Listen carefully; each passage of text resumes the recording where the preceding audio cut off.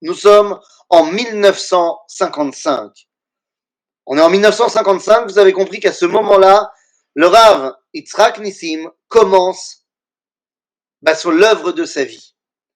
Et il a à ce moment-là 60 ans et il devient Rav Arashi Rishon LeZion. Mais je voudrais que vous compreniez 2 secondes un truc. On va commencer à s'occuper de sa vie maintenant en tant que Rishon LeZion. Mais je voudrais que vous compreniez qu'il est certainement le Rishon LeZion le plus important de toute l'histoire des Rishon LeZion. Et je pèse mes mots. Je rentre pas dans le débat. Est-ce qu'il était plus tzaddik, plus racham que le Rav Ovadia Yosef, que le Rav Mordechai Eliyahu? C'est pas ça que je dis. Je dis qu'il a été le Rishon LeZion le plus important et pour une seule raison. D'abord, parce que pendant une longue période, il a été le seul Rav Arashi l'Israël.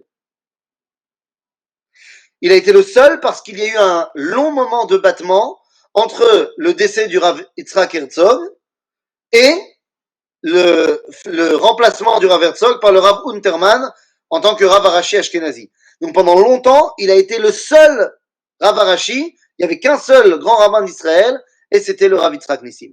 Mais rappelez-vous l'époque. Je vous ai dit 1955. L'État d'Israël est à peine né. Nous avons 7 ans d'État d'Israël, c'est rien du tout. Pendant ces 7 années, on a dû s'occuper pendant 1 an et demi de guerre, et ensuite on a dû s'occuper des 3 ans qui suivent de conditions de famine terribles dans le pays. Donc on a eu le temps de s'occuper vraiment de rien. Pourquoi je vous fais cette mini-introduction historique?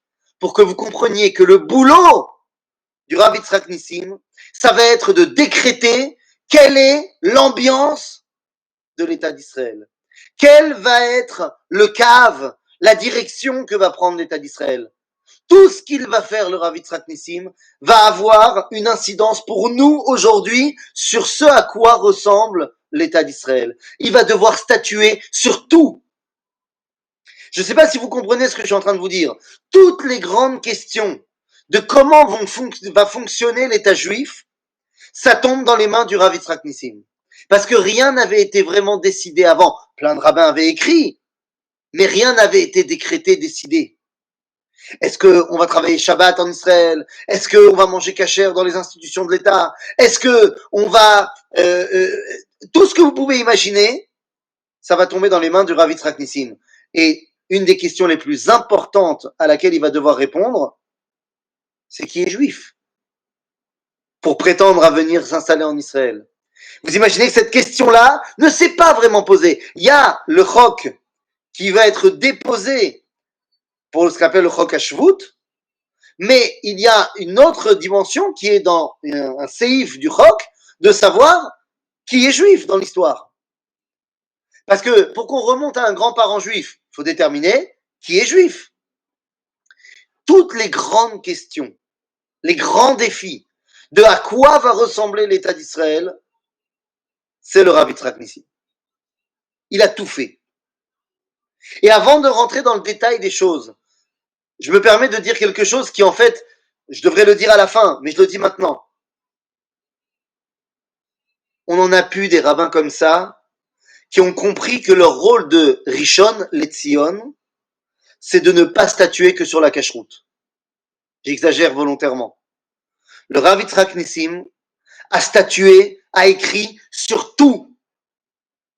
Il n'y avait pas une semaine, mamash, c'est comme ça que témoigne son fils. Il n'y avait pas, son fils c'était le Chaver Knesset Moshe Nissim. Et il ne se passe pas un moment, une semaine, sans que le Rav ne sorte un article sur un truc qui s'est passé cette semaine. Et ça parle de tout. Ça va parler évidemment de questions de Torah, mais ça va parler d'économie, ça va parler de ce qu'il pense sur le comment ça s'appelle là, Shuk HaShachor, des affaires au noir, ça va parler, il va écrire un très long texte sur ce que ça veut dire que Neil Armstrong marche sur la Lune. Arishon LeZion! L'homme marche sur la Lune. Tu crois que la Torah, elle a rien à dire là-dedans? Et donc, il écrit un très long texte sur ce que ça veut dire. Il va parler donc de tout. Parce que c'est comme ça qu'il voit son tafkid de grand rabbin d'Israël.